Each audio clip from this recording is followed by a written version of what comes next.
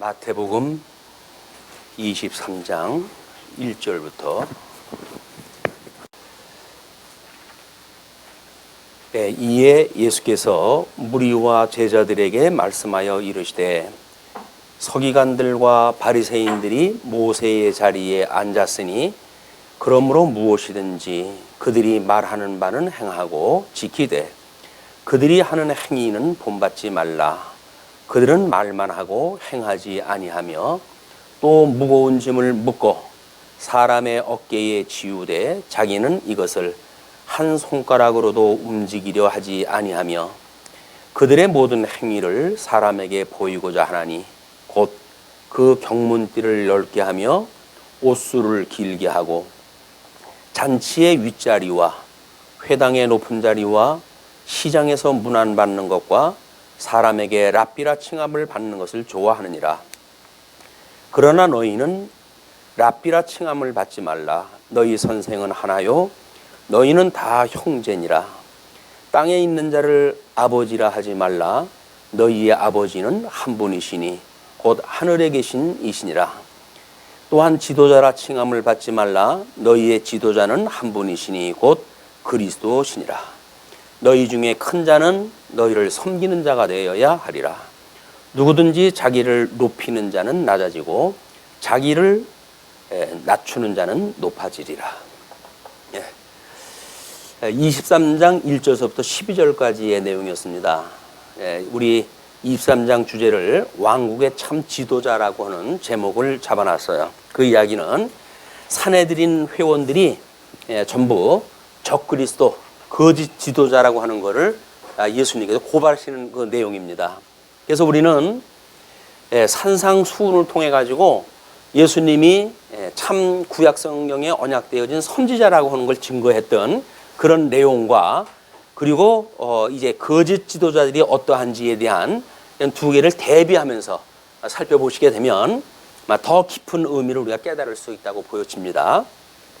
일단 그 1절로 12절까지 회원들, 그 산헤드린 회원들이라고 그랬어요. 거기에는 뭐 서기관이나 대제사장이나 또는 장로나 이런 사람들이 포함되어져 있는 곳인데 그런 사람들을 책망함으로 해가지고 주님이 참 지도자이시다라고 하는 사실을 증거한 내용이다.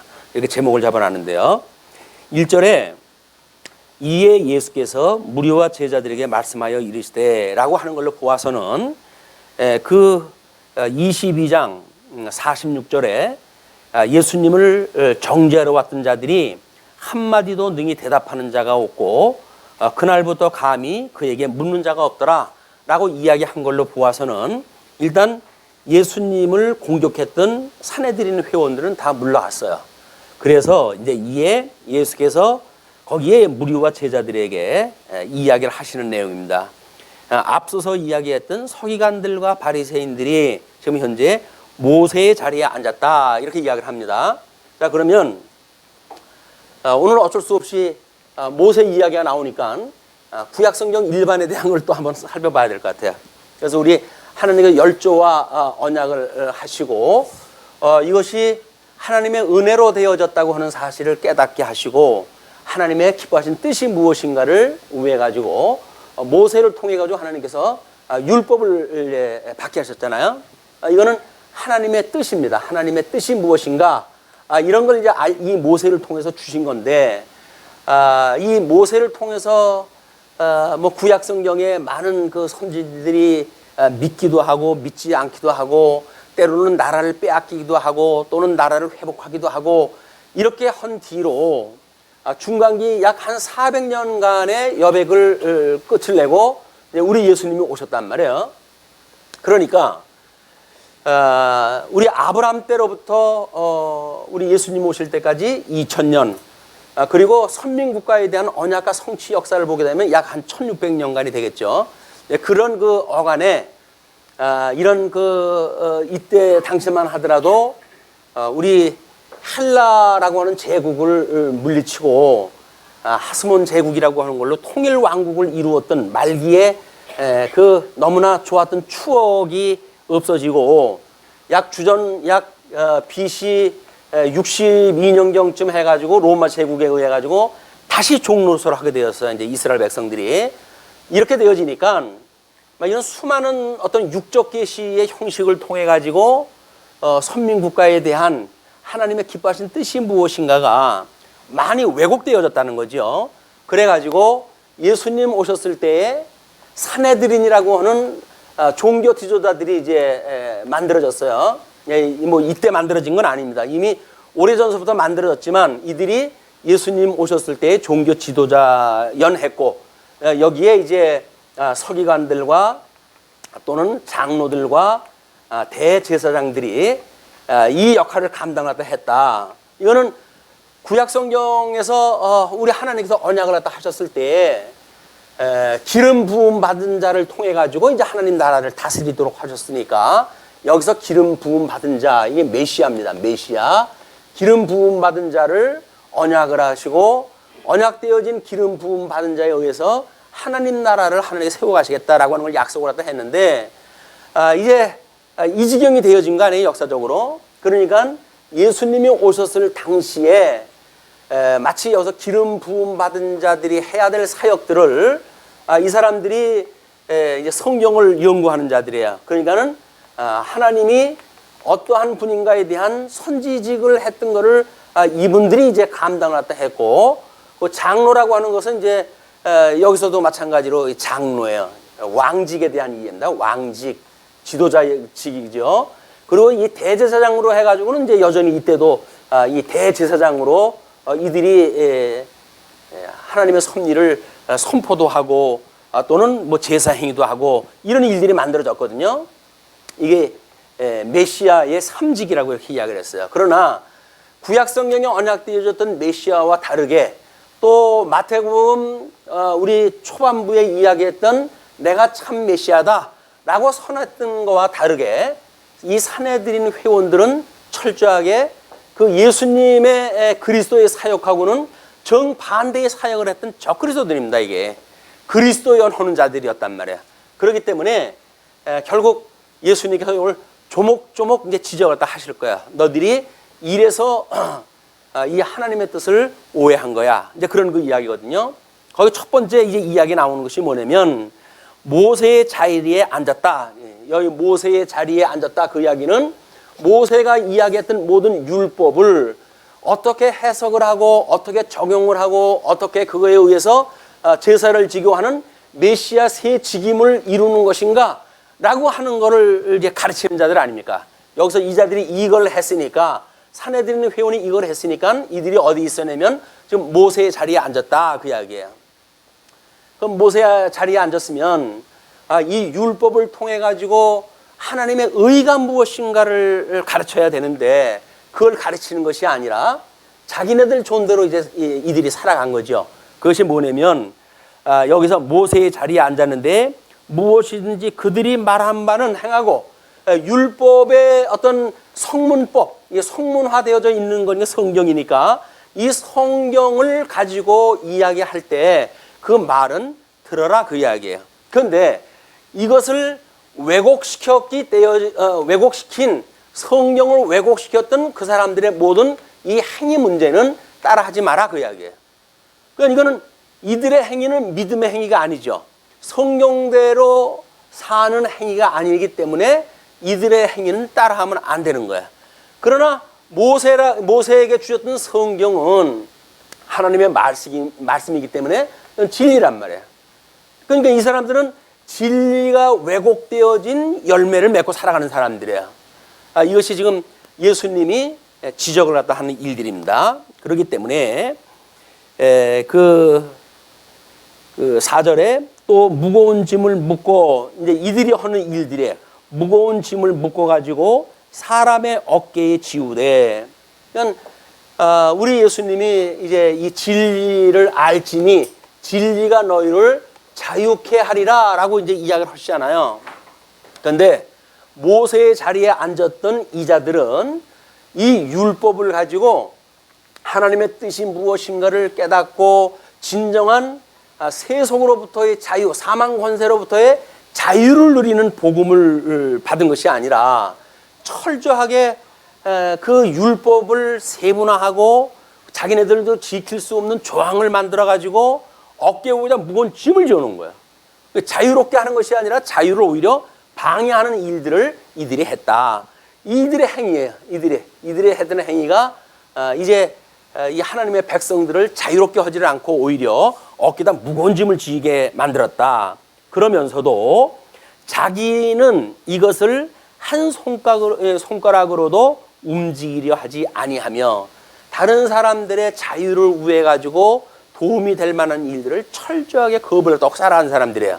그렇기 때문에 그들의 모든 행위를 사람에게 보이자 이렇게 해가지고 자기네들은 이 자유를 얻을 수 있는 이런 어떤 믿음이 없는 자들이기 때문에 이들의 행위를 갖다 이제 지적을 갖다 하시는데 이거를 강화시키고 또 왜곡되어진 거를 더 돋보이게 하기 위해서 사람들에게 보이고자 하나니 곧 경문띠를 넓게 하며 이 경문이라고 하는 거는 지금도 뭐 이스라엘 가끔가다 우리 뭐 뉴스라든가 또는 신문지상이라든가 뭐 이런데 이제 등장되는 걸 보게 되면 통곡의 그 벽 앞에서들 뭐 통곡도 하고 뭐 여러 가지 이제 그 이스라엘 백성들의 그 문화가 아직도 남아 있지 않습니까? 그러니까 보면 이마에다가 성경 구절을 넣은 박스를 갖다가 머리에 묶었어요. 그리고 이쪽에다가는 경문 또 이제 그 박스를 갖다 넣고 성경 구절을 담은 박스를 해놓고 뒤로 해가지고 손목까지 칭칭 감아놨어요. 왜냐하면 제일 심장하고 가까운 부분 왼손에다 이걸 해야 돼. 심장하고 가까운 부분에다가 경문을 갖다 차도록 되어져 있거든요. 근데 다른 사람보다 폼날래게 하려면 뭐 금줄로 할 수는 없으니까 경문을 넓게 줄을 갖다 넓게 만든 거야. 그렇게 해가지고 다른 사람한테 돋보이게 만들었다 그 이야기죠. 뿐만 아니라 옷줄을 길게 하고 겉옷에다가 이 옷줄을 달도록 되어져 있는데 그거를 더욱 크게 만들어가지고 다른 사람들한테 돋보이는 그런 그 모양을 이제 낸 거예요. 행위의 모양을. 이걸 이제 예수님이 지적을 한 거야. 사람들한테 보이기 위해서 그러는 거라고 그랬어요. 우리 산상수훈에서 예수님이 하신 거 보면 믿음의 행위는 어떻게 한다고 했어요? 이제 우리 이 산상수훈을 통해 가지고 우리 주님께서 믿음의 행위, 신행의 원리라고 이야기했을 때 하나님 보시는 앞에서 행하는 것과 같이 하라. 사람에게 보이기를 위해서 하지 말고 하나님 앞에서 하는 것과 같이 해라. 이렇게 이야기를 해가지고 조목조목 예수님께 지적을 해주셨어요. 기도도 금식도 구제도 이 하나님 앞에서 하는 것이 올바른 행위인데 이 사람들은 하나님은 염두에 두지 않고 눈에 보이는 사람들한테 자꾸 신경이 쓰이는 거야. 그래가지고 그 사람들 앞에 이런 그 일을 갖다 하는데 그렇기 때문에 어떠한 이제 그런 이 경문을 넓히고 이제 옷수를 키우고 이런 행위가 어떤 생활의 양식으로 드러나면 잔치의 윗자리를 차지하고자 그래요. 윗자리.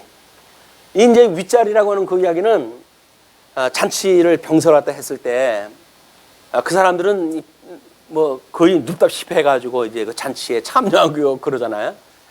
이제 음식도 먹고 술도 먹고 그렇게 이야기를 했다 하는데 머리를 돌려가지고 볼 수 없는 자리, 모든 사람들을 머리를 돌릴 수 없는 정도의 자리가 제일 상석이에요. 잔치를 병설했다 했을 때, 그러니까 그 자리에 서로들 앉으려고 그러는 거예요. 그래가지고 이제 그런 것 때문에 싸움도 다반사로 일어난답니다. 내가 앉을 거야, 네가 앉을 거야 가지고 그 정도로 윗자리를 좋아해요, 이 사람들이. 뿐만 아니라 회당의 높은 자리, 또 시장에서 문안받는 것, 지나가면 다른 사람들이 아유 라삐 뭐 이래 가지고 선생님 혹은 인사할 때 해야 흡족한 거야. 근데 자기가 행세께나 하는데 지나가는데 다른 사람들이 안 알아주잖아요. 그럼 열딱지가 나죠. 뭐 지금도 마찬가지예요. 지금도 저 뭐 높으신 분들 아마 시장거리에 있을 때 지금 표 찍어달라고 하는 사람들이 왔을 때 본청만척하면 얼마나 민망해할까 그런 생각이 들어요. 이걸 준비를 했다고 하면서 그런 생각이 들었어요. 아주 자기 딴에는 내가 누군데 뭐 이렇게 이야기하다 하는데 뭐 물건 파시는 분이 니슈 그러면 얼마나 민망해할까. 한때 그 지사가 119에다 전화 걸어가지고 내가 아무개인데라고 이야기했다 했다는 사건이 회자화됐죠. 그랬더니 119 회원이 용건을 말씀하십시오 그렇게 이야기를 했어요. 이 사람은 자기의 그런 높은 벼슬로 봐가지고 내가 누군데 그러면 뭐 충성 뭐 이렇게 하면서 관등성명을 대고 뭐 얘기가 나올 걸 기다려 했던가 봐요. 그런데 매뉴얼에 그런 게 없어요. 이런 119에 전화가 오게 되면 용건을 받아가지고 그런 업무를 진행하도록 되어져 있지. 거기에서 그런 상하의 어떤 그걸 따져가지고 지연하는 사적 전화도 아니니까 매뉴얼을 따라가지고 말씀하십시오 그렇게 이야기했어요. 그랬더니 내가 누구라고 그러는데도 그냥 말씀하십시오 이렇게 나와? 그래가지고 다시 한번 그랬어요. 난 누군데 그러니까 말씀하십시오 또 그랬어요. 그래가지고 결국은 보직을 갖다 다른 데로 보내버렸잖아요. 난리가 났죠 신문사에. 그랬더니 다시 이제 뭐 그걸 환호를 시켰다 어쩌다 이렇게 이야기다 하는데, 윗자리에 앉기를 좋아하는 사람들 보는 데서 행위에 이 관심을 가지고 있는 사람들의 특징이에요. 이런 그 특징을 우리가 잘 봐야 저 사람이 뭔가 진솔한 마음을 가지고 진정한 의미를 가지고 세상을 살아가는가 아니면 형식 위주로의 어떤 삶을 사는가를 구분하게 되어지는 겁니다. 이것이 쉬운 일은 아니에요. 우리가 그래도 보통 사람으로 사니까 그나마도 이걸 쉽게 이야기를 하지, 높은 데 있으신 분들은 이게 적응이 안 됩니다. 뭐 재벌들 뭐 출퇴근하는 거 보게 되면 뭐 양쪽으로 도요를 갖다 해가지고 90도로 해가지고 예를 갖다 갖추고 그러잖아요. 근데 뭐 왔나보다 하고 경비가 아는 척도 안 하면 아마 당장 해고시켜버릴 거예요. 그때나 지금이나 똑같이 인간의 그런 그 문제들이에요. 그런데 시장에서 문안 받는 거와 사람에게 랍비라 칭함을 받는 것을 좋아하느니라. 이제 그렇기 때문에 이제 이런 현상을 이야기를 했어요.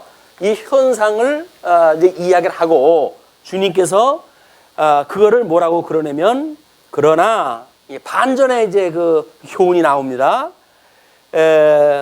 잔치에 그러나 너희는 랍비라 칭함을 받지 말라. 너희 선생은 하나요 너희는 다 형제니라. 우리는 이 문안을 지금 몇 가지의 이 안으로 되어져 있는데, 모세 자리에 있는 율법에 우리 모법을 갖다가 십계명이라고 그렇게 이야기를 했죠. 십계명. 십계명에 대인계명과 대신계명이 있다고 그랬어요.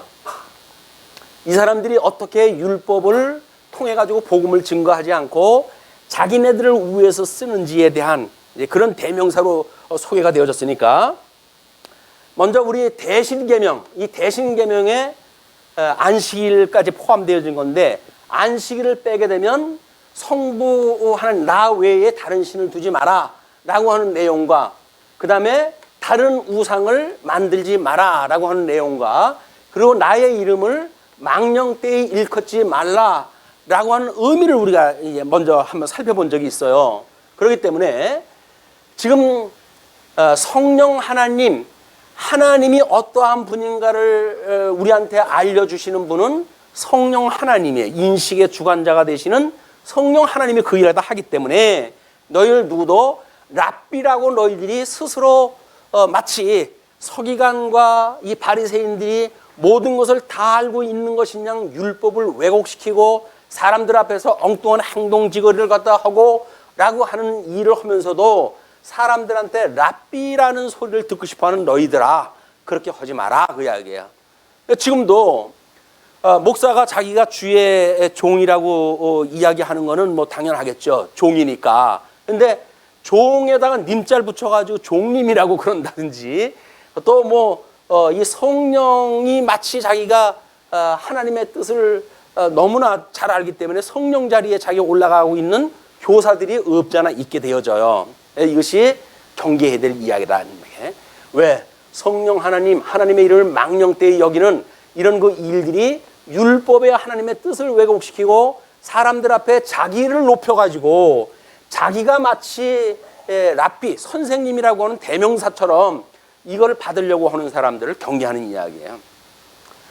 뭐 우리 지금 이제 이단들의 어떤 교주라든지 이런 사람들을 보게 되면 전부 이 자리에 있는 사람들이에요. 그래서 자기가 가르치는 것이 절대 시 만들어 놓고, 그리고 사람들을 장악하려고 한다면 경계를 할 필요가 있어요. 저 사람이 예수님 당시에 랍비라고 하는 소리를 듣는 사람들하고 다를 바가 없구나. 이렇게 보고 경계를 갖다 하셔야지. 저분은 존경스럽네 라고 가게 되면 곁길로 이제 가기가 십상이에요. 그런 것을 이제 경계를 갖다 해야 됩니다. 자, 그런 그 입장에서 봤을 때 너희는 랍비라 칭함을 받지 말라. 너희 선생은 하나요. 너희는 다 형제니라. 그리고 땅에 있는 자를 아버지라 하지 말라. 너희의 아버지는 한 분이시니 곧 하늘에 계신 이시니라. 아버지라고 하지 말래요. 아버지, 땅에 있는 사람들 보고 아버지라고 하지 말라고 그래. 지금 우리 아마 로만 캐톨릭에서 대부의 제도라든지 이런 걸 만들어 놓잖아요. 믿음의 아버지, 멘토 역할을 갖다 하는 건데, 아버지라고 하는 걸로 해가지고 마치 하나님하고 성도 사이에 대부가 껴 있어가지고 뭔가 중보의 역할을 갖다 한다든가 지도의 역할을 갖다 한다든가 이런 제도가 만들어지는 것이 경계했던 일인데, 유감스럽게도 지금 이것이 너무나 좋은 문화로 우리가 이해를 하잖아요. 멘토가 있으면 얼마나 좋아요. 대부 제도를 만들어 가지고 우리가 어떤 신앙에 새로운 한 사람이 들어왔을 때 내가 너의 이제 믿음의 아버지가 돼줄게. 이렇게 하면서 지도를 갖다 한다든지 1대1로 해도 그 지도를 갖다 하면 엄청나게 좋을 거예요. 전도 전략이라든지 그런 것도 지금도 이렇게 저렇게 사용하기도 하는 일들입니다. 우리가 땅에 있는 사람들로 아버지라고 부르지 말라는 이야기예요.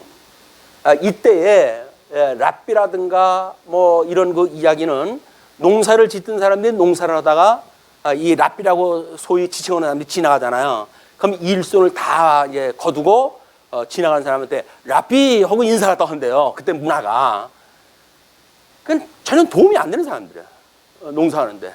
옛날 우리나라 사극 같은 데 보게 되면 물러거라 라고 해가지고 행차가 이제 진행이 되잖아요. 그 높은 거에 따라가지고 아주 높은 사람들은 양쪽으로 백성들이 다 부복을 갖다 해가지고 엎드려 있어요. 그리고 그걸 가말 타가지고 거만스럽게 이제 거의 지나가잖아요. 아주 높이 보여도 좋겠죠. 그게 얼마나 초라한 사람들이 하는 일입니까? 다른 사람한테 얼마나 속이 벼 있으면 그렇게 해가지고 높은 사람인 것처럼 보이고 싶겠어요. 그러고 사는 거예요, 이렇게.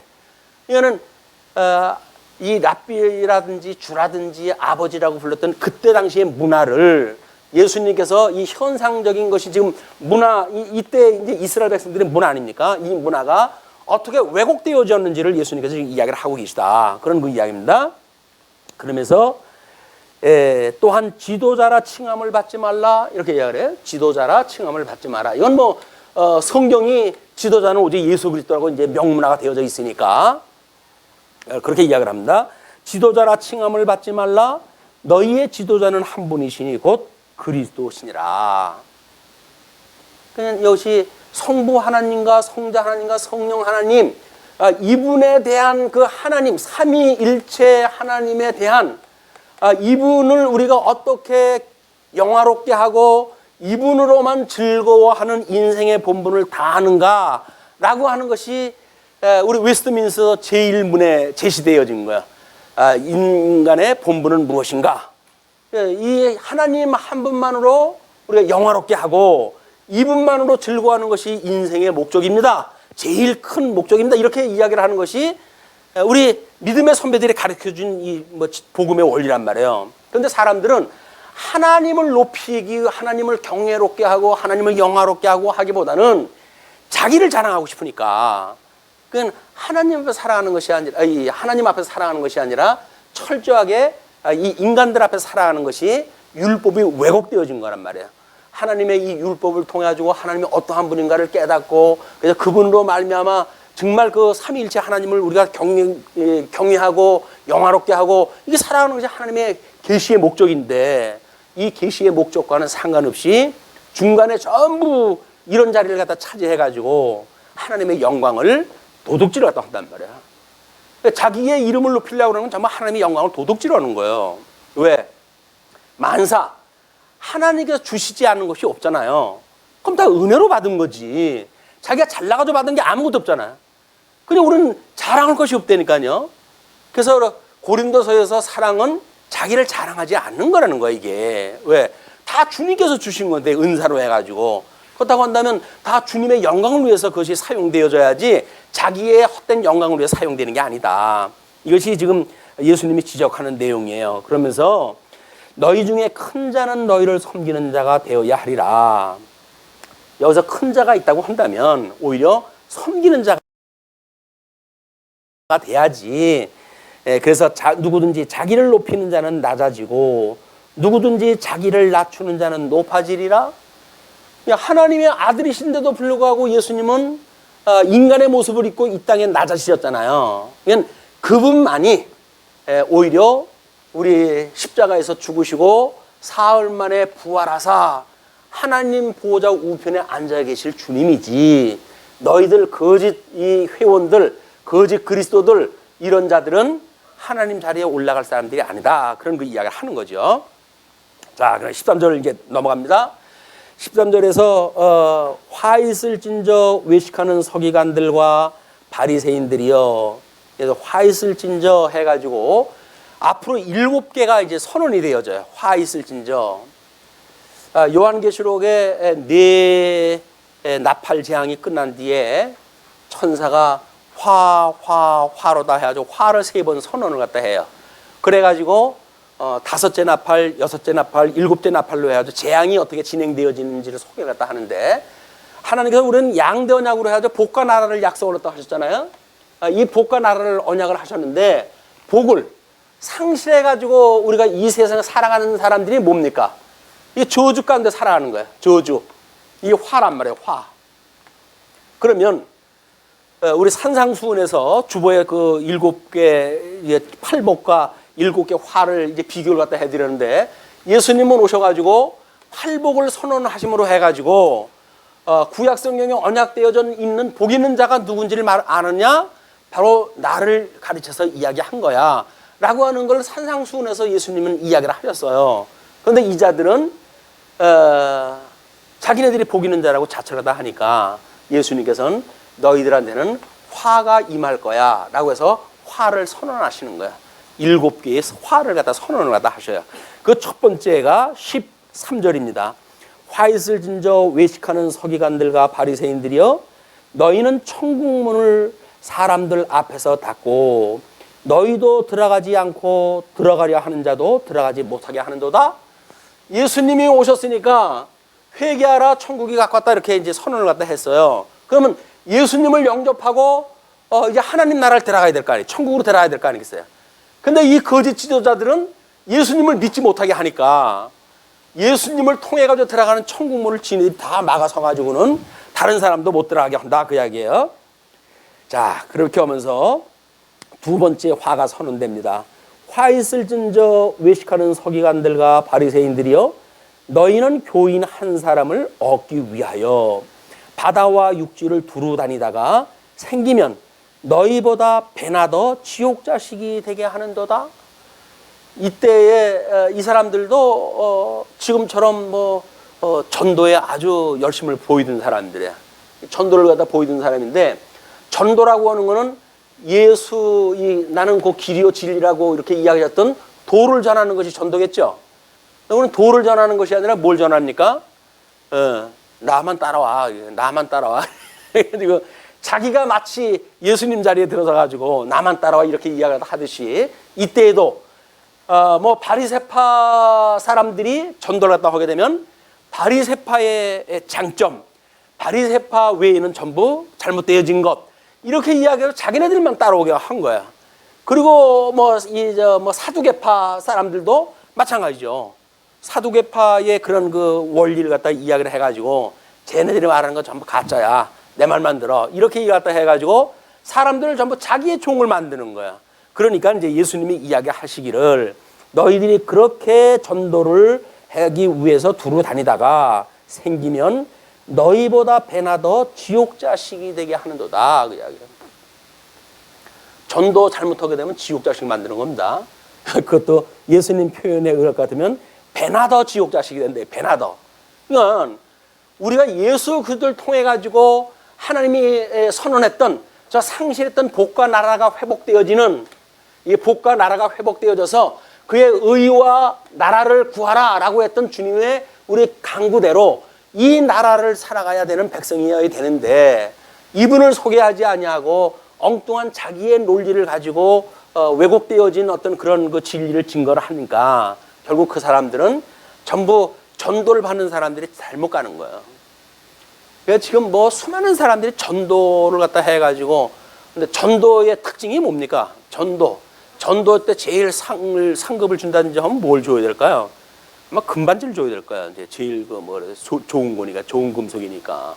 그만큼 전도가 어떤 금전적 가치와 대치될 정도의 가치 문제인 거예요, 이게. 그렇게 전도하는 거 아닙니다. 전도라고 하는 거는 예수가 그리스도십니다. 이것만 전해야 돼요. 그래야 그걸 믿지 않은 자는 멸망을 하고 믿는 자는 구원에 이르게 되어지는 거지. 자꾸 자기 논리를 끌어다 해가지고 나만 잘 따라오면 하나님 나라 갈 거야 라고 하는 거짓말이야. 자기 따라가도는 안 돼요.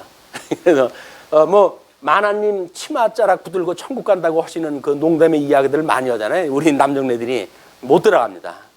야박스럽게도 그 부인은 난 너 몰라요. 그러고 나중에 갈 거야. 그러니까 그거 믿을 거 못해요. 내가 직접 예수를 믿어야지. 그래도 뭐 내 아내가 그렇게 열심히 믿었는데 난 봐줄 거 아니야. 이 소용없어요. 또 뭐 남편은 잘 믿는데 여자가 뭐 대충 믿어도 되겠지. 소용없어요. 부부라고 하더라도 1대1이에요. 하나님 앞에 소용없어요. 그러니까 이걸 우리가 경계를 갖다 해야 된다. 오직 나의 하나님이지 우리 부부의 하나님이라든지 이런 개념이 아니란 말이에요. 나의 하나님. 자, 그래서 이게 두 번째 화가 선언되고 세 번째 화가 이렇게 선언됩니다. 화 있을진저 눈먼 인도자여. 눈이 멀었다는 이야기는 뭐예요? 하나님의 이 뜻을 제대로 분별하지 못하는 그 이야기예요. 분별하지 못하는. 그래서 이걸로 이 뜻을 분별하지 못해서 왜곡되어진 현상을 하면서도 불구하고 이것을 알아볼 수 없는 그 이야기예요. 그걸 지금 이제 눈먼 사람으로 비교했다 합니다. 눈먼 인도자여 너희가 말하되 누구든지 성전으로 맹세하면 자 여기서도 또 아마 지금 그 22절까지 문장이 계속되어지거든요. 요거를 조직을 해가지고 나름대로 설명을 안 해드리면 그 얘기인 것 같고 그래가지고 또 이제 어려울 것 같아가지고 제가 친절하게 요 한 문장 지금 여기서 말하고 있던 뭐 17절부터 22절까지 소개되어진 거를 조직화해가지고 한눈에 싹 들어오게끔 이제 제가 설명을 해드릴 거예요. 그게 뭐냐면 자 우리 여기서 제사직을 한다고 했잖아요. 이제 우리 대제사장들이 하는 일에 제사직 예수님의 3직 중에 제사직이 있다고 그랬어요. 그 제사직을 이루는 데는 세 가지가 필요하다고 그랬죠. 하나는 제물이 필요하고 하나는 제단이 필요하고 하나는 제사장이 필요한 거야. 이것이 제사의 3요소라고 우리가 이야기를 했어요. 제사의 3요소.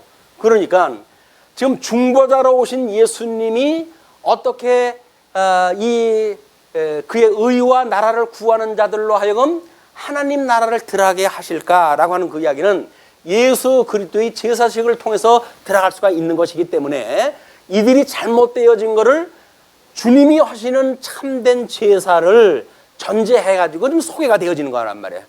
이런 걸 우리가 나름대로 이렇게 교리적인 어떤 입장을 모르고 그냥 성경만 읽어 나가게 되면 그냥 그 얘기가 그 얘기인 것 같아요. 잘 몰라요. 그렇기 때문에 조직화되어져 있는 이야기로 소개를 갖다 해드리게 되면 한눈에 쌈박하게 들어오는 거예요. 그리고 우리의 기억에 이게 남아있기가 쉽습니다.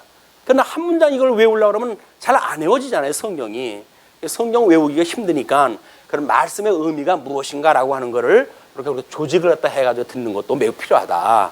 그것이 메타 성경 신학이라고 그랬어요. 그래서 우리 이런 주경 신학, 역사 신학, 교회 신학, 그리고 심지어 주님께서 우리 믿는 성도들을 어떻게 해가실 건가라고 하는 실천 신학까지 하나의 원리로 묶어가지고 설명이 되어지는 것이다. 그 이야기예요. 자, 거기에 이제 첫 번째 그 이야기가 그겁니다.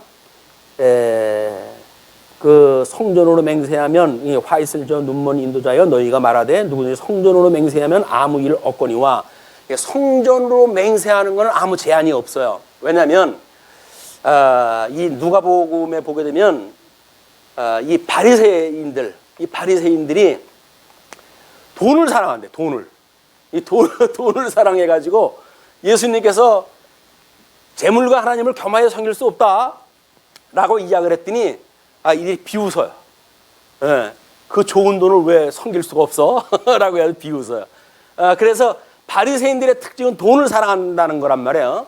그러니까는 제사를 드리는 그런 그 일들은 여기서 어떤 돈이라고 하는 가치로 전환이 되어지는 거예요. 성전이라고 하는 그런 개념은 개인화가 될 수가 없잖아요. 이제 개인이 제사를 드리는 행위했을 때 이 돈에 관계되어지는 걸 어떻게 그들이 이야기하는가, 그런 관점으로 이걸 보셔야 된단 말이에요. 뭐라고 했냐면 성전에 금으로 맹세하면 지킬지라 하는도다. 성전으로 하면 아무 일 없거니와 성전에 금으로 맹세하면 지킬지라 하는도다. 어리석은 맹인들이여 어느 것이 크냐? 그 금이냐 금을 거룩하게 하는 성전이냐, 그 이야기예요.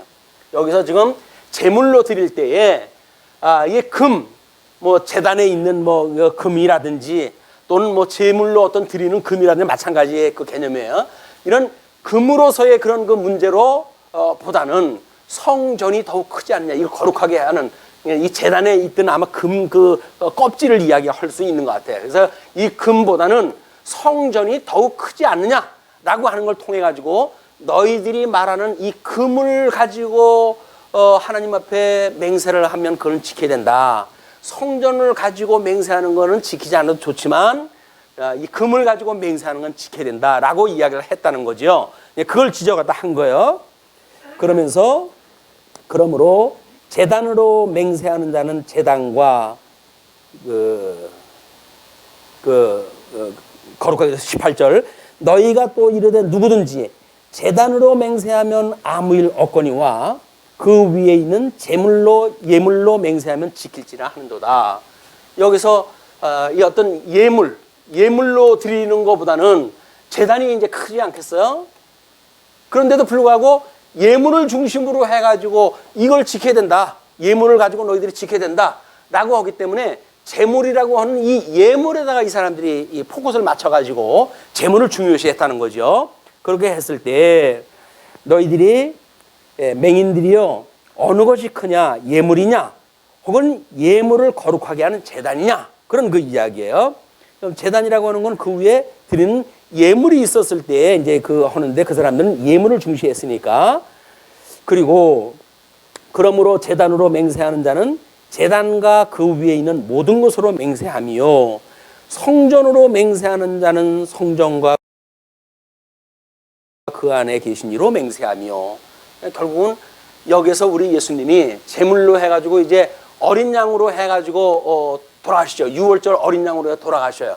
그리고 예수님이 이 사흘 만에 부활하심으로 해가지고 성전으로 다시 부활이 되어지는 거라고 그랬어요.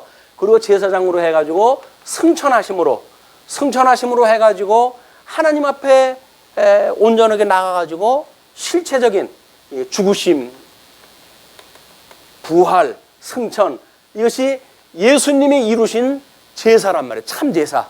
참제사를 복음서에서 가르치고 율법에서 이야기했던 것은 이건데 그 사람들은 이 원리를 가르치지 아니하고 돈과 상관되어져 있는 예물, 돈과 상관되어져 있는 금, 돈과 상관되어져 있는 어떤 성전, 이런 걸 가지고 이야기를 한단 말이에요. 그러나 이 성전은 그 하나님의 이름을 두신 곳이니까 하나님의 이름을 두신 곳이 성전 아니겠어요?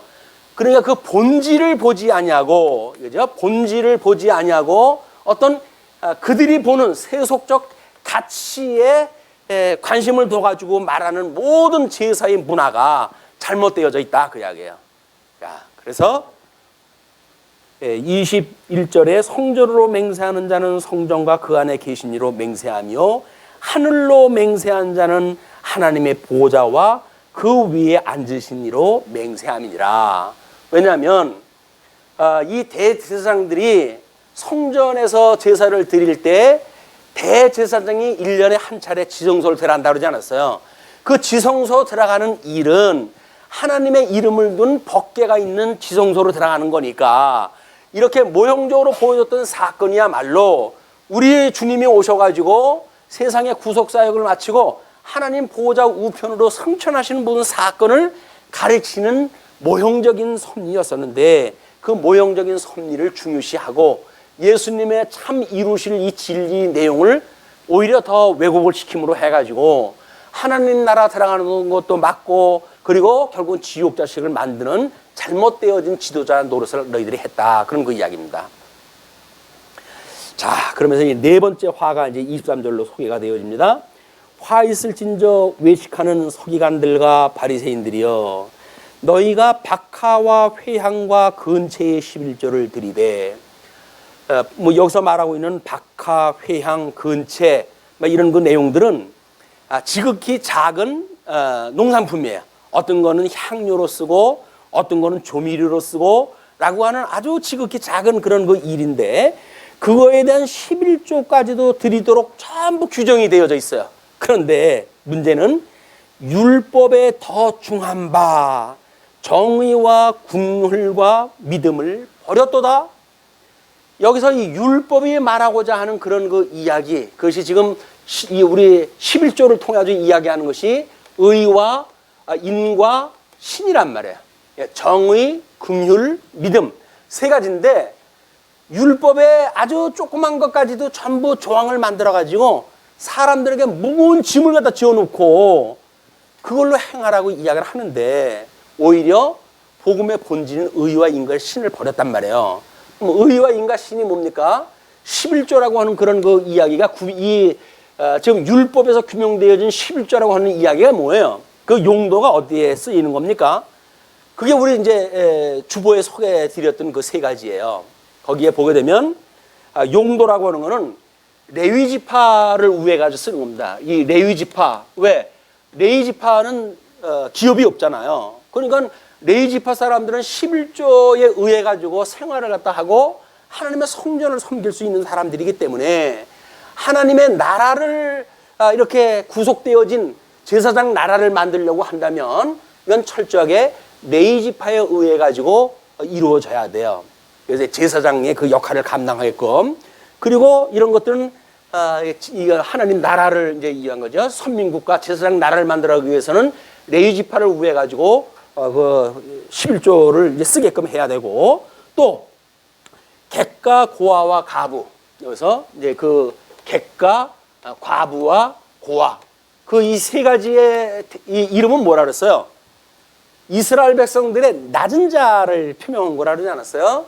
그래서 이거는 이스라엘 백성들이 가나안 땅을 살아야 되는데도 불구하고 애굽에 내려가서 400년 동안이나 나그네로 살았던 사람들 그런 거를 기억하는 조건을 하나님께서 기억나게 하시기 위해서 언약되어진 그런 그 통치 국가에서도 나그네들이 이제 이 출입을 하게 되어지는 거예요. 그럼 나그네를 보면서 참 나도 우리 조상들도 옛날에는 애굽의 종으로 살았었는데 그런 탕감받은 마음을 가지고 나그네를 긍휼한 마음으로 봐야 되는데 이 객을 갖다 봐가지고는 나한테 뭐 도움이 안 될 사람이야 해가지고 문전박대로 한다든지 이런 것들이 하나님이 말씀하시는 긍휼 인에 대한 그런 그 원리 복음적 원리에 맞지 않는단 말이에요.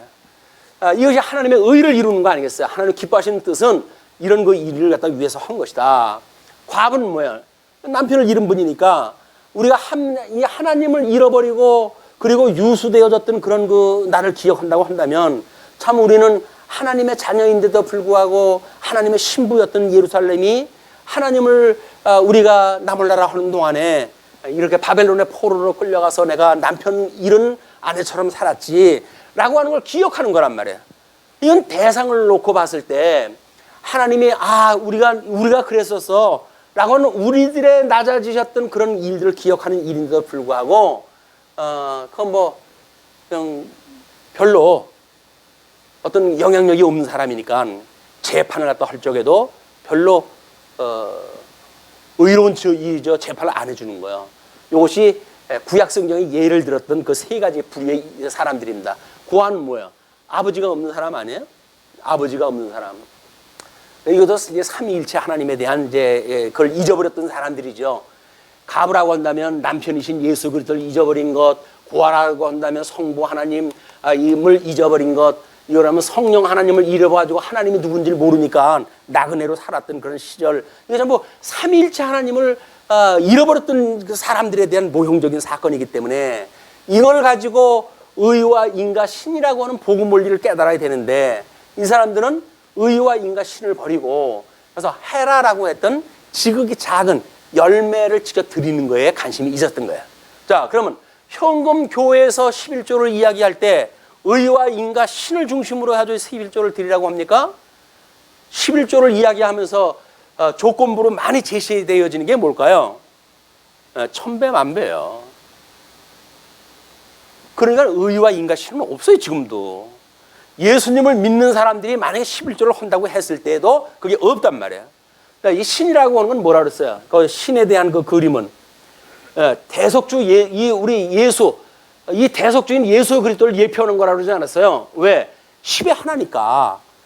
열의 하나를 하나님 앞에 드림으로 나머지가 다 거룩하게 되어지는 원리가 11조 원리 아닙니까? 그러니까 그분이 모든 죄인을 대신해 가지고 예수님이 대속의 죽음을 죽으셨어요 라고 하는 것을 이야기하시는 대속주를 예표하는 사건이지 11조 자체에 있는 게 아니란 말이에요. 그러면 나라와 의와 대속주 되어지는 우리 그 공의의 실현, 예수님이 와가지고 어떻게 이런 하나님의 뜻을 이루시고 믿지 않는 자를 멸하시는 것에 대한 심판하다 하시는지에 대한 이것이 빠져져 버려져 있는 이런 내용들을 율법으로 해가지고 이 사람들이 지금 하나님의 뜻이라 가르치고 있으니까 잘못되어진 거.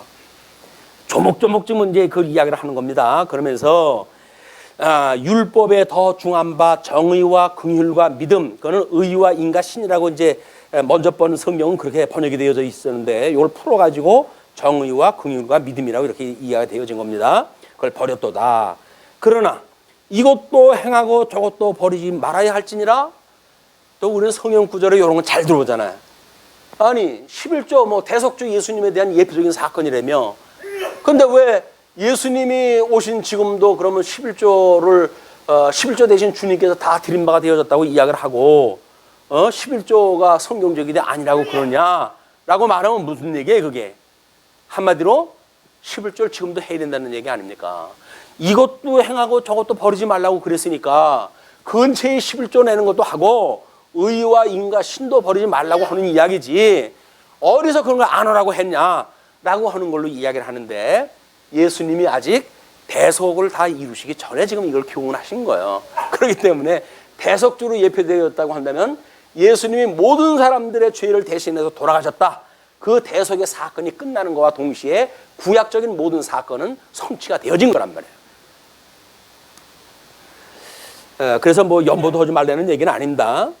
하나님의 감동이 오시게 되면 연보는 하시는 거예요. 11조가 아니라는 거지 연보가 아니라는 이야기는 아니니까. 그리고 이제 24절에 그걸 이렇게 설명을 하죠. 맹인된 인도자여 하루살이는 걸러내고 낙타는 삼키도다. 그들이 하루살이가 작은 거 아니에요. 중동에 또 그게 많이 또 이게 다닌대네요. 그래서 그걸 먹으면 불결한 짐승 안에 이게 이제 불결한 그 먹거리란 말이에요. 그래가지고 뭐 이렇게 물 같은 걸로 넣어가지고 먹을 적에는 채를 가지고 고른대요. 그래서 하루살이를 걸러내는 거, 하루살이를 걸러내가지고 정결한 그 물만 먹겠다 그 얘기 아닙니까? 그냥 하루살이는 걸러내는데 진짜 들어간 건 뭐가 들어가 있어요? 불결한 짐승 먹지 못할 낙타는 그 안에 들어가 있는데도 불구하고 그걸 정결하다고 해가지고 먹는단 말이야.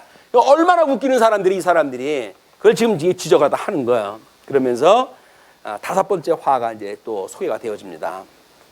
화 있을 든저 외식하는 서기관들과 바리새인들이여, 잔과 대접의 겉은 깨끗하되 그 안에는 탐욕과 방탕으로 가득하게 하는도다.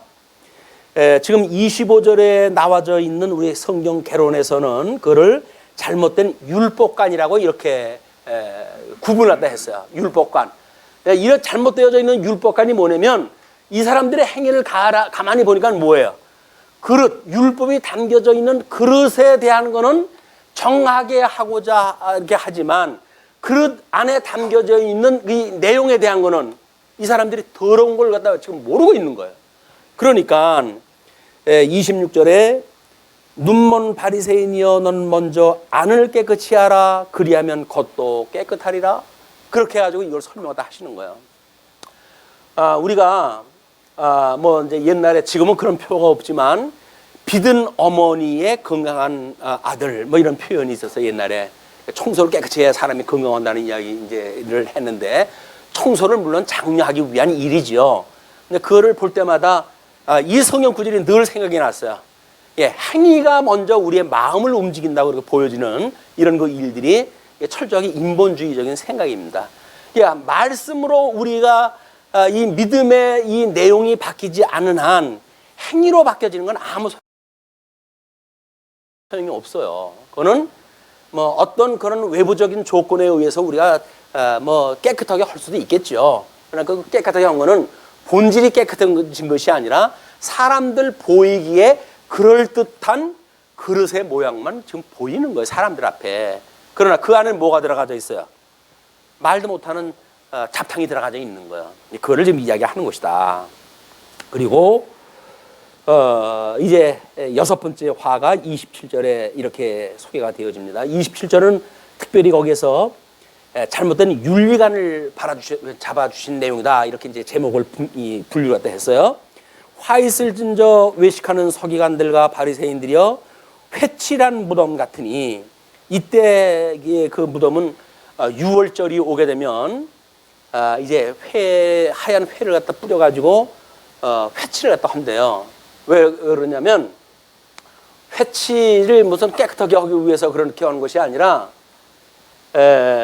사람들이 그 무덤을 만약에 모르고 뭐 밟는다든지 가까이 가가지고 불결하게 되어지게 되면 일주일 동안 불결하게 되어지는 거기 때문에 그걸 피해야 되거든요.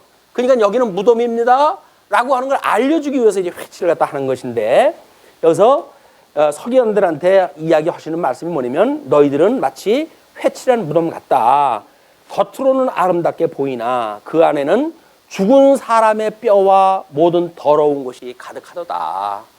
그래서 무덤 속에 시체가 들어가져 있는데 껍데기만 화려하게 한들 무슨 소용이 있어요. 그래가지고 뭐 부모님 돌아가시게 되면 뭐 우리가 그 넓적한 능 같은 걸 만들어 가지고 뭐 이제 꾸리고 그러잖아요. 이제 근데 그 안에는 그냥 시신이 들어가져 있는 거예요. 그거를 만대 기리기 위해 가지고 그래가지고 왕릉이라든지 이런 걸 보게 되면 대단하게 하고 지금도 뭐 외국의 유명한 그 관광 단지에 가게 되면 그런 무덤에 소용으로 쓰던 일들 그런 것들이 지금 관광 자원이 되어서 돈 벌고 이렇게 살아가잖아요. 그 사람들이 전부 이런 그 문화가 통일되어져 있는 내용들이다. 그래서 이와 같이 너희도 겉으로는 사람에게 옳게 보이되 안으로는 외식과 불법이 가득하도다. 지금 이 안쪽으로 해야 되는 외식이라고 하는 그 이야기는 속과 같이 다르다 그 이야기예요. 우리가 이 복음을 받아들여 가지고 우리 안에 생명이 있게 되어지게 되면 이 생명에 의해 가지고 생명의 열매가 맺게 되어지겠죠.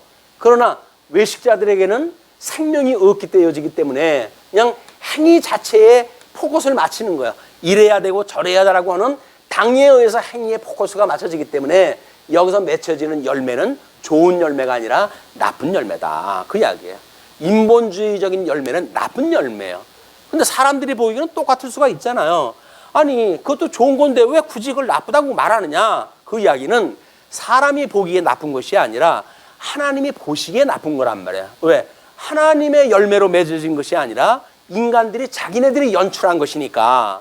그럼 뭐 하나님의 절대 주권자라고 이야기를 하면서 인간이 자기가 뭔가를 경영한다고 만들어지는 불신의 일들 아닙니까? 그러니까 그것이 나쁜 것이다 그 이야기야. 행위 자체가 상대적으로 좋다 나쁘다라고 하는 개념보다는 하나님께서 이루신 역사인가, 하나님의 영광이 드러나는 역사인가, 아니면 인간의 자랑이 드러나는 역사인가 라고 하는 관점에서 우리가 봐야 될 그런 그 일입니다. 자, 이제 29절의 마지막 그 화가 선언이 됩니다. 화 있을 진저 외식하는 서기관들과 바리새인들이여 너희는 선지자들의 무덤을 만들고 의인들의 비석을 꾸미며 이르되 그것도 그 주보에 소개를 갖다 해드렸어요. 두 번째 그림입니다. 두 번째 그림에 거기에 빨간 글씨로 설명되어졌던 내용이 그때 문화예요. 그때 문화가 사람들이 이렇게 무덤을 꾸미고 이제 뭐 영웅이라든가 자기네들이 존경해야 될 사람들이란지 하는 사람들을 위해서는 비석도 만들고 또 무덤도 예쁘게 꾸미고 라고 해가지고 소위 이 무덤 문화라고 하는 것이 있어요. 그 무덤 문화라고 하는 것이 얼마나 무덤을 예쁘게 장식을 하는가라는 고대의 특별한 그 문화의 형식이죠. 그래서 돈 있는 사람들이 죽게 되면 뭐 우리가 같은 순장도 해야 한다든지 뭐 이런 것들이 다 꾸미는 일들 중에 하나인데, 여기서 이 사람들이 역사적으로 심지어 성전에 있는 돈을 가지고도 그 일을 할 수 있도록 장려가 되어졌던 문화이기 때문에 이런 그 문화가 만연되어져 있었다. 그거를 의인들이 비석을 꾸미며 이르되 만일 우리가 조상 때에 있었더라면 우리는 그들의 선지자의 피를 흘리는데 참여하지 아니하였으리라 하니, 그 죽은 사람들을 애석해하면서 우리들이 만약에 이 구약시대 선배들이 선진들이 살았을 때 우리가 살았다고 한다면 우리는 그런 일을 안 했을 텐데 그런다는 이야기예요. 그러면 너희가 선지자를 죽인 자의 자손임을 스스로 증명함이로다. 자기가 이제 아니라고 그랬으니까. 그러나 너희가 너희 조상의 분량을 채우라. 뱀들아, 독사의 새끼들아, 너희가 어떻게 지옥의 판결을 피하겠느냐. 그러므로 내가 너희에게 선지자들과 지혜 있는 자들과 서기관들을 보내매, 너희들이 이런 그 잘못되어 있는 문화를 가지고 되어지지만 너희들은 조상의 분량을 채워라, 그 이야기예요. 예수님 오시기 전까지에 너희들 조상들이 드렸던 이 악행이 이게 아직도 남았어요. 그래서 우리 주님께서 뭐라 그래? 이 믿는 사람들한테 남은 고난을 채워라, 그렇게 이야기를 하지 않습니까? 남은 고난을 이 사람들이 남은 걸로 해가지고 이 사람들이 이제 핍박을 할 거예요. 뭐라고 이야기를 합니까? 그러므로 내가 너희에게 선지자들과 지혜 있는 자들과 서기관들을 보내매, 너희들하고 다른 예수님으로 말미암은 그런 사람들을 보내매, 너희가 그 중에서 더러는 죽이거나 십자가에 못 박고 그 중에서 더러는 너희 회당에서 채찍질하고 이 동네에서 저 동네로 따라다니며 박해하리라. 예언되어져 있던 박해를 예수님께서 이야기를 하시는 거예요. 그러므로 의인 아벨의 피로부터 성전과 제단 사이에서 너희가 죽인 바라기아의 아들 사가랴의 피까지 땅 위에서 흘린 의로운 피가 다 너희에게 돌아가리라. 남은 고난을 이제 채우는 그런 그 일로 인해 가지고 결국 이스라엘 백성들이 멸망을 당하게 되어지는데, 여기서 바가랴의 아들 사가랴라고 했던 이 이야기가 보편적으로는 역대기에 기록되어져 있는 사가랴가 아닌가. 왜? 이제 그렇게 해서 구약성경 저 아벨로부터 우리 성경 구약성경 제일 마지막에 기록되어져 있는 역대기까지 이걸로 해서 구약성경 전부를 이야기한 것이다, 이렇게 이야기를 하는데, 그건 아버지가 다른 이름으로 또 나와져 있어요. 그래서 고고학적인 어떤 발전에 의해 가지고 그 사가랴가 이제 거기는 소개가 안 되어졌지만 우리 그 카페에 들어가게 되면 이제 그 바가랴에 대한 아들 그 사가랴에 대한 이야기가 되어졌습니다. 거기에 그 사가랴에 대한 죽음을 이는 선지자요 또는 이는 제사장이요 이는 순교자요라고 하는 그 묘문을 발견했다 했대요. 그러니까 제사장이라고 하는 것이 이제 확인이 됐어요. 사가랴 아버지가 제사장이다. 그리고 그 사가랴가 그러면 성전사에 죽었다라고 하는 것이 확인 안 됐었는데 2세기경에 기록되어진 문헌에 의할 것 같으면 그가 성전과 제단 사이에서 죽임을 당했다라고 하는 문건이 발견이 되어졌대요. 그렇다고 한다면 여기에 되어진 거는 이제 예수님 오시기 전에 요한이 왔었고 요한 앞에 스가랴라고 하는 이제 그 제사장이 있었는데 요한 아버지 스가랴의 아버지가 바가랴라고 하는 사람이란 말이에요. 그러니까 요한의 아버지가 아니냐라고 하는 것이 또 요즘 이제 새로 나온 학설이에요. 그러나 누구냐가 옳은 거는 사실 중요하지 않습니다. 한마디로 뭡니까? 예수님 오시기 전에 모든 구약의 역사, 그것이 성경에 기록되어진 역사든 중간기 400년이 포함되어진 역사든 예수님이 오시기 전에 핍박했던 그대로 너희들이 남은 그런 그 악행을 하다 할 것이다, 그런 그 이야기죠. 그러므로 내가 진실로 너에게 이르노니 이것이 다 이 세대에 돌아가리라. 유대인들이 이제 멸망당할 일들을 마지막으로 이렇게 설명을 하시는 거예요. 37절 예루살렘아 예루살렘아 선지자들을 죽이고 내게 파송된 자들을 돌로 치는 자여, 암탉이 그 새끼를 날개 아래에 모음같이 내가 내 자녀를 모으려 한 일이 몇 번이더냐. 그러나 너희가 원하지 아니하였도다. 수많은 선지자를 보내가지고 돌아오라 돌아오라, 너희가 돌아오게 되면 내가 너희의 아버지가 되고 너희들은 나의 아들이 될 것이야, 수없이 선언을 갖다 했건만 너희들이 원하지 아니하였다. 보라, 너희 집이 황폐하여 버려진 바 되리라. 주 70년 성전이 완전히 황폐가 돼버리는 사건이, 이 예언이 성취가 되어지는 거예요. 그리고 내가 너희에게 이르노니 이제부터 너희는 찬송하리로다. 주의 이름으로 오시는 이여 할 때까지 나를 보지 못하리라. 예수님이 나중에 다시 재림하시는 그날까지 너희들이 나를 보지 못한다, 그런 그 이야기예요. 우리가 타임라인에 대해 이야기를 했었는데, 예수님의 초림 사건으로부터 나중에 이제 이 중간에 이 교인들의 성도들의 어떤 그 박해 사건, 그리고 예수님이 와가지고 박해했던 모든 자들을 심판하시는 사건, 이것이 24장에 부분적으로 이제 소개가 되어지는 거예요. 그래서 24장 내용을 이 배경을 통해 가지고 우리가 공부를 갖다 해놔야 요한계시록 공부가 또 쉽게 들어와요. 오늘 다음 시간에 공부하기로 하고 말씀을 줄이겠습니다. 기도하시죠.